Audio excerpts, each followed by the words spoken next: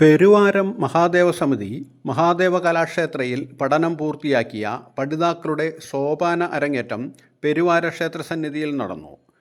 വൈക്കം കലാപീഠം നിശാന്ത് മാരാർ, പെരുവാരം വിഷ്ണുഗോവിന്ദാചാരി എന്നിവരുടെ കീഴിൽ ശിക്ഷണം നേടിയ 6 പേരുടെ അരങ്ങേറ്റമാണ് നടന്നത്. ഇതോടനുബന്ധിച്ച് സേവാസമിതി പ്രസിഡന്റ് MK ആഷിഖിൻ്റെ അധ്യക്ഷതയിൽ ചേർന്ന യോഗം ഭാഗവതാചാര്യൻ അഡ്വക്കേറ്റ് TR രാമനാഥൻ ഉദ്ഘാടനം ചെയ്തു.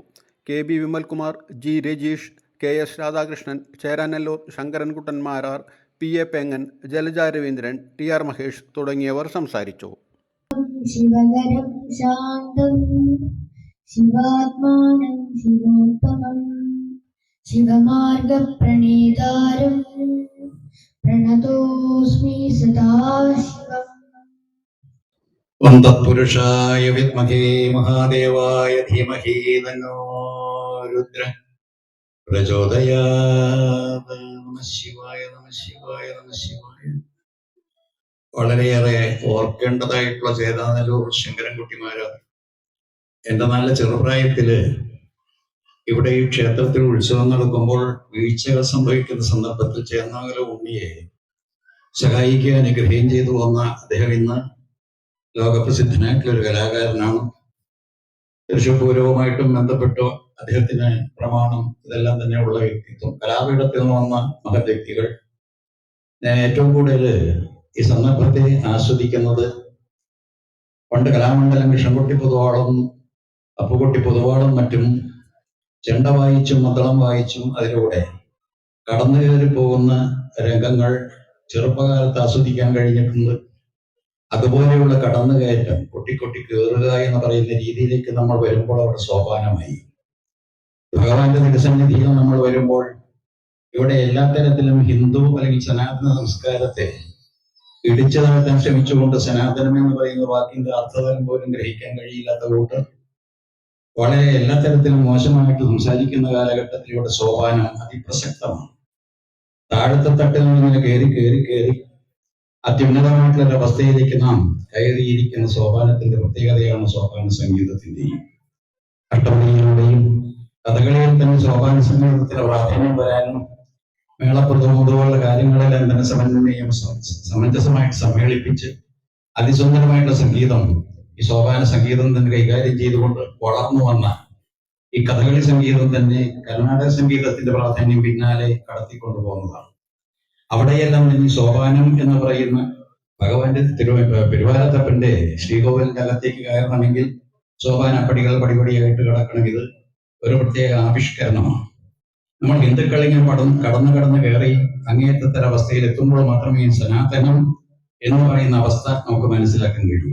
ഇന്ന് ആധ്യാത്മികത എന്ന് പറയുന്നത് തൊട്ടു തെളിച്ചിട്ടില്ലാത്ത, തീണ്ടിയിട്ടില്ലാത്ത, അതിന്റെ അർത്ഥതലം ഒട്ടും അറിയാൻ പാടില്ലാത്ത അവരെല്ലാവരും തന്നെ ഓരോരോ ചർച്ചകളും ആവിഷ്കാരങ്ങളും അല്ലെങ്കിൽ അത്തരത്തിലുള്ള പരാമർശങ്ങളും വിമർശനങ്ങളും ഒക്കെ നടത്തുമ്പോൾ കഷ്ടം തോന്നുന്നുണ്ട്. അതുകൊണ്ട് പെരുവാരത്തപ്പന്റെ ഭക്തന്മാരായിട്ടുള്ള നിങ്ങളോട് എനിക്ക് പറയാനുള്ള ആദിനടനായിട്ടുള്ള ഇദ്ദേഹം, ആദിയോഗിയായിട്ടുള്ള ഇദ്ദേഹം നമ്മെ കൈക്ക് പിടിച്ചുകൊണ്ട് ഉയർത്തി അങ്ങേയറ്റത്തൊരവസ്ഥ, സനാതനത്തിന്റെ മൂർധന്യ അവസ്ഥ അത് ആസ്വദിക്കാൻ ഇടവരുത്തട്ടെ. ഇതെല്ലാം തന്നെ തുടങ്ങി വെച്ച രാധാകൃഷ്ണൻ, അദ്ദേഹം വാസ്തവത്തിൽ നല്ലൊരു കലാകാരൻ. അദ്ദേഹത്തിന്റെ മനോഭാവം, സന്മനസ് ഇതുകൊണ്ടെല്ലാം തന്നെ ഉയർന്നു വന്ന് ഇത്തരത്തിലുള്ള വാദ്യങ്ങൾ കൈകാര്യം ചെയ്യാനുള്ള സന്ദർഭം ഒരുക്കിയ മഹാദേവ സേവാ സമിതി വളരെയേറെ കഷ്ടപ്പാടുകൾ സഹിച്ചുകൊണ്ടാണ് ഇന്ന് ഈ നിലയിൽ എത്തിയിട്ടുള്ളത്.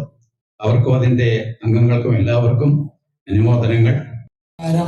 മഹാദേവ സേവാ സമിതി 14 വർഷങ്ങൾക്ക് മുൻപ് 2018 രൂപീകരിച്ച് രജിസ്റ്റർ ചെയ്ത് പ്രവർത്തനം ആരംഭിച്ചപ്പോൾ അതിന്റെ ഉന്നതവും ഉദാത്തവുമായ ലക്ഷ്യങ്ങളിൽ ഒന്നായിരുന്നു ക്ഷേത്ര കലകളെ പ്രോത്സാഹിപ്പിക്കുന്ന, അതിനെ വളർത്തുവാൻ ഉപകരിക്കുന്ന പ്രവർത്തനങ്ങൾ നടത്തണം എന്നുള്ളത്.